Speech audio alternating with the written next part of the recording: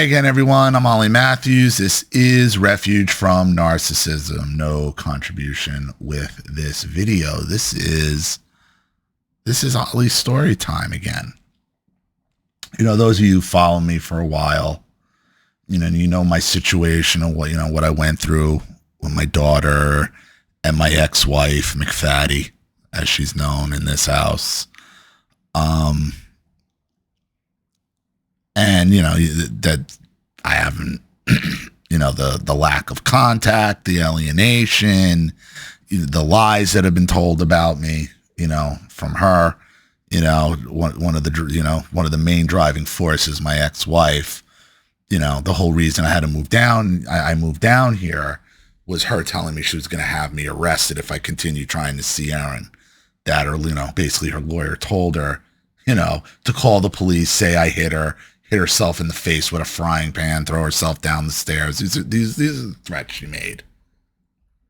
And she said it in front of cops, and the cops told her to stop talking. Like, you should just stop talking. I'm just doing what my lawyer told me. Okay. You should stop talking. But I always spoke about, what a pity-me person she's always been. What a leech and a glom, and just a soul sucker, just a constant soul sucker. And I have and I've had people who come back, who are up there, who come back and tell me things. People who she thinks that she still talks to, who she thinks they're her friends. People that she has no idea. Well, one in particular, she has no idea that I even know, that knows me, that is contacting, that deals with her on the regular. And this person contacts me a little while ago, and says, listen, just shaking like this bit, SMH, She's up to old tricks again. And apparently now her new thing is not even her new thing, now that I think of it. Because this was an old thing when I first met her, was her drinking. And apparently now that's all she does. Everything is about drinking. Everything is about drinking. That's all she wants to do. That's all she talks about. It's 5:00 somewhere. It's apparently that's all she posts about. Not that I would know, because I'd be blocked from anything anyway. I haven't seen her social media. I could care, and I could care less, because it's just going to drive me insane. But apparently this is all she talks about, is drinking, and we can't be friends. And, after going on, apparently they went on a cruise, my wife, Erin, and some other people, friends, again, she can't do anything. She can't do anything on her own. Where it was basically just a Caribbean cruise of drinking, that I guess Erin was involved in. And, that's whatever. Out of the country, the drinking age is 18. I'm not going to be a hypocrite. I drank my face off when I went to Bermuda at 18. So I'm not going to be a hypocrite about that. But, and now apparently she went out and she got tattoos, and Erin's got tattoos. I'm not a tattoo person in the first place. But my wife is like 50 something years old, 52. My ex-wife, I'm sorry. I'm 49, so she's 52 or 53, born in December of 69. She's getting tattoos now. And this has always been who she was. She always tried to glom on to younger people. And I tried to warn Erin about this years ago. I'm like, your mother is using you for a social life.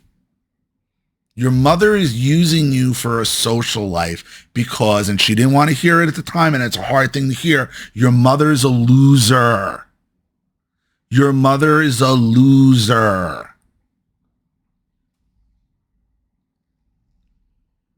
That's why she always, with all her friends were like 3-4 years younger than her. I was 4 years younger than her. Like, cause nobody your own age could stand her. And once you apparently you hang out with her, people can't stand her anyway. It's same thing, different period now. The only thing that ever kept her semi-normal was when she was with me, because I didn't tolerate the drinking. After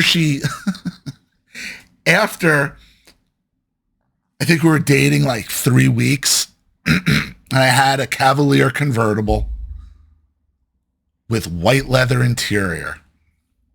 And she was at this bar. This is when I was with ShopRite, working security, working loss prevention for ShopRite. And she was at a bar with the girl. I can't even remember her freaking name anymore. The blonde, the one I heard her on the phone with years later about trapping me into marriage. Jill, thank you, Jill. She was up there with Jill at this bar, okay? And Jill only kept her around because she was the fat friend, at the time. Oh, Lord. Jill gave her the advice, but then when she actually got the ring, Jill cut her off. It was the strangest thing. Anyway, the point was, she calls me up. I'm working till midnight I think I was closing Wayne that day. Was it Wayne? No, it was, because if it was Wayne, it wouldn't have been that big of a deal, because I would have been right next to the bar, because that's where I met her. I met her at the Wayne ShopRite. No, I was coming from West Haverstraw, New York. I was fucking out there. So I'm like, oh, come on, just come pick me up. And I could tell she was already fucking slammed at that point. Slammed. Get to the bar. She's all sloppy drunk. Jill's all sloppy drunk. Her car is, because she left. Her car was at ShopRite. There was no fucking way she could drive. All right, I guess I'm driving you home. I'm driving you all the way back to fucking Hillsdale, which wasn't close. The reason she worked at Wayne, because she went to William Patterson, and that was the ShopRite she had worked at. Meanwhile, she lived in Hillsdale, which was like 20 miles from there. It wasn't close to where she lived. It wasn't close at all. So, and for me to go get her at the bar she was at up in Wayne, I can't remember the name of it now. I mean, I had to pass fucking Hillsdale, it was like 80 miles. I think this was around the holidays. Might have been around, oh, that's right. Was it around Christmas or Thanksgiving?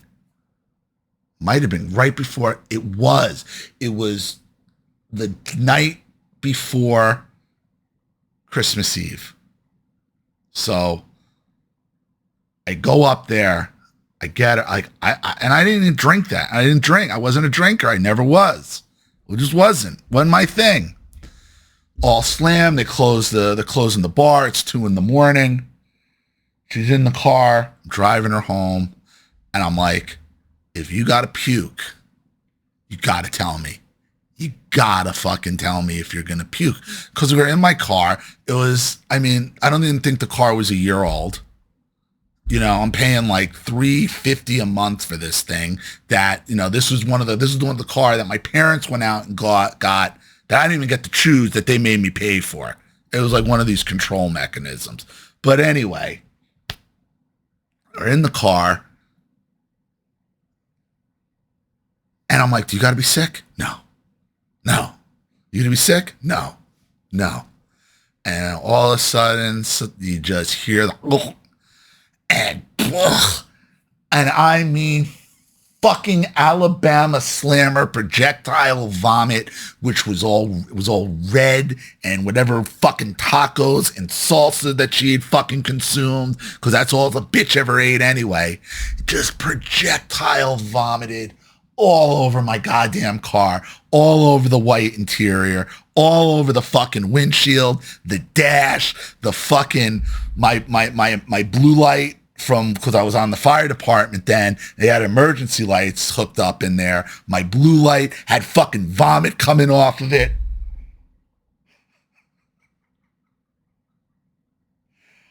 Oh, I was so goddamn mad. Oh, I could have killed her. Oh, just vomit everywhere. Everywhere. I got her. I finally get her home. And she does this. We're in Hackensack when she does this. I remember we're in the National Guard spot. The National Guard barrack. Right off Route 17 in Hackensack. And she's like another 10 miles up Route 17, okay, in Hillsdale. Now I gotta fucking drive her. It's like 2:30 in the morning. My car is fucking dripping in vomit. She's covered in vomit. The fucking thing stinks, okay? I dropped the gun, and it is like literally 4 degrees out. It is so goddamn cold. What do?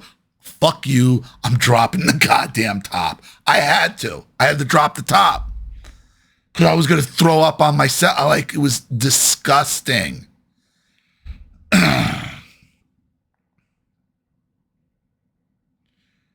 Get her back to the house. She's like, just still vomiting on herself. She starts ripping her fucking clothes.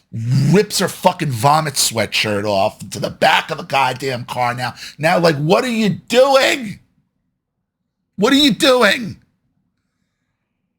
Oh, why are you taking your fucking vomit sweatshirt off in the fucking, got the fucking top down? She didn't give a shit. Get her back. She takes her fucking pants off and just walks into her fucking house, fucking near bare ass naked, okay, in front of her fucking dad and mom, and I'm dropping her off, and I'm like, I'm stone, and they're looking at me. I'm like, I'm stone cold. Just so you know, I was at work in West Haverstraw. I'm stone cold sober, okay? Her mother goes, thank you, like this, thank you.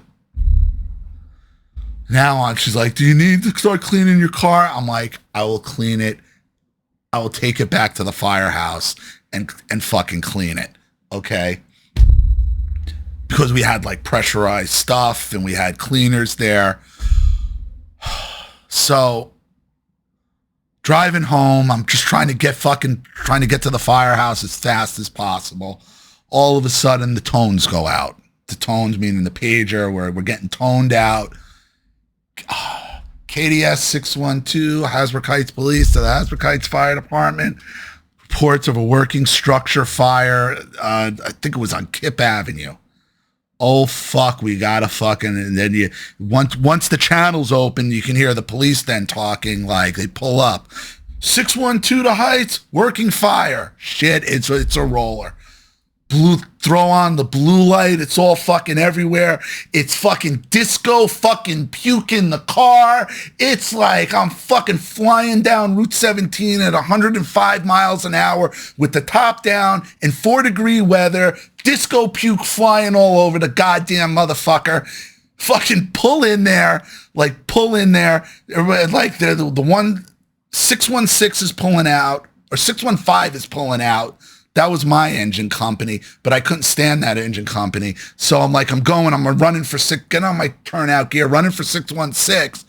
And I remember Pat Hayes is like, what's all over your car? I'm like, oh, fucking asshole had a fucking puke-a-thon in there. Go down there. We're there fighting the goddamn fire. Fire gets knocked down. We roll back in. So we get back to the firehouse on like Christmas Eve I think we're done after the overhaul and all that, probably done by 6:30. The sun was just coming up. And by this time, because of the fire and the adrenaline and all that, I forgot. I completely forgot that she had fucking puked. And like, why is your top? And it was like, why is your top down? Oh no. Oh, now I got frozen puke all over my motherfucking car. It's frozen fucking disco puke, all Alabama slammer, disco puke all over my motherfucking car. All over the place. This is like 7:30. I'm like, I can't with this, right? I can't. So I'm about to go, just pull it into one of the empty bays, just to go clean it.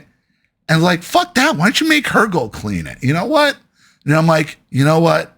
That's a great fucking idea. So I just jumped in the car, got back to her house at 8:00. Her father was out front trying to ice down because it snowed also. It snowed up there. It didn't snow in Heights. It snowed up there. So he was up there trying to clear off. Not a lot, just the dusting, de-ice. I get out of the car and he goes, thank you for what you did last night. Thank you for what you did. I'm like, no problem. But she's going to clean my fucking car. And they're like, oh my God, you're out of fire. Because they could smell the fire. And then they could smell the puke. She's like, and the mother's like, oh, you're having a bad morning. I'm like, yeah, she's cleaning my car. She's like, let's go. Get her out of fucking bed. Let's make her clean it. We'll go in like, hey, get up. Let's go. Go clean your boyfriend's car, Pukey.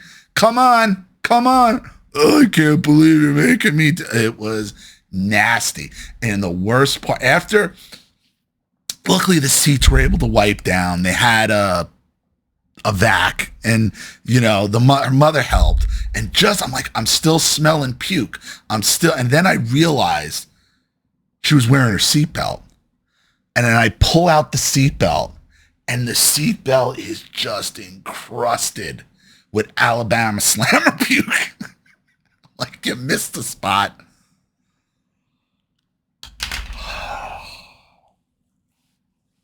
And I told her at that point, never again. Never again with this fucking booze. Never again. It's not like, and I didn't outlaw booze. I wouldn't but this is not happening ever again. Ever again. And it didn't. I guess she kind of resented it. So it kind of makes sense now that I've been out of the picture for so long, and now Erin's coming of age. She's now again reverting to exactly what I found her as. A loser drunk glomming on to people younger than her. Now my daughter and her friends. It's fucking pathetic. And I tried to save Erin from this. I really did. I tried to save her from this. Who goes out and gets fucking tattoos at 52 years old? What kind of a fucking living in delusion child does that? And I know that sounds weird from a guy pushing 50 wearing a man bun talking about getting dreadlocks, but I don't give a fuck. It's a difference. I could take dreadlocks out. I could cut this off and nobody's going to know it was fucking there. There ain't no getting rid of a tattoo. And now I just pulled up one of my strands. And now she's getting tattoos. Tattoos. And now Erin's got them. They're getting are you getting matching tattoos? Like, this is my problem. And here we go.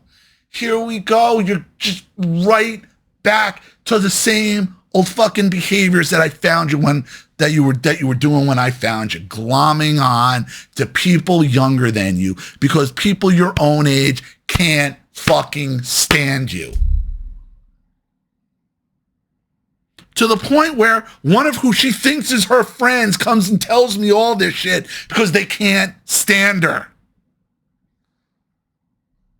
Like, it's scary. It's like it's scary. All she wants to do is drink. That's all she talks about is drinking. I'm like, of course, well, that's what I found her as.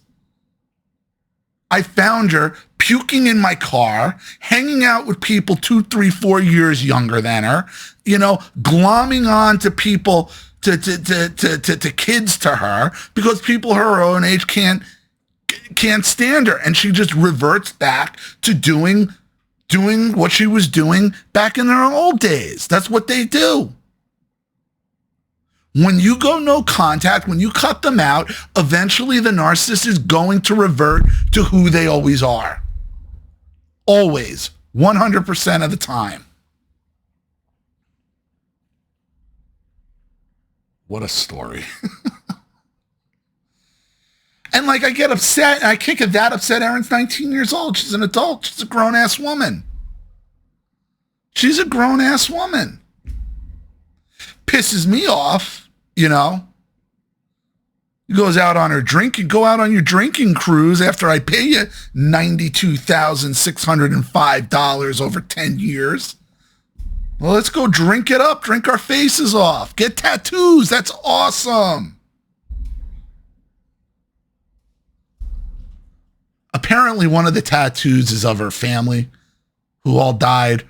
Her mother, her father, and her brother. The three people that fucking abandoned her first. Like, abandoned her to South Carolina.